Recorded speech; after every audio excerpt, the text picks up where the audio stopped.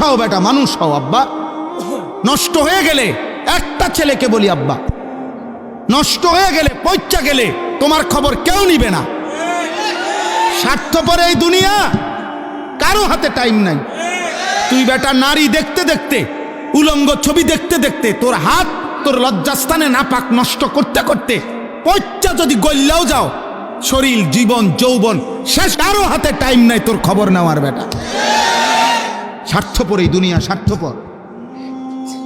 মা বাবা স্বার্থপর মিয়া, বাপ মাও হাজারো লাখ লাখ বাবা হিসাব হইল, আরে রাখ পড়লে পর নামাজ রোজা বাদ দে, পয়সা কামাই করবে না, আমার টেয়ার দরকার,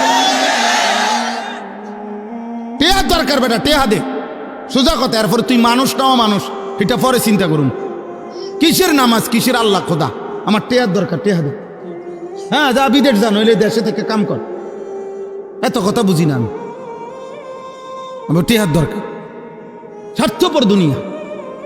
তুমি নষ্ট হয়ে গেলে কেউ ভাবার টাইম নাই, কারো টাইম নাই, কারো টাইম নাই।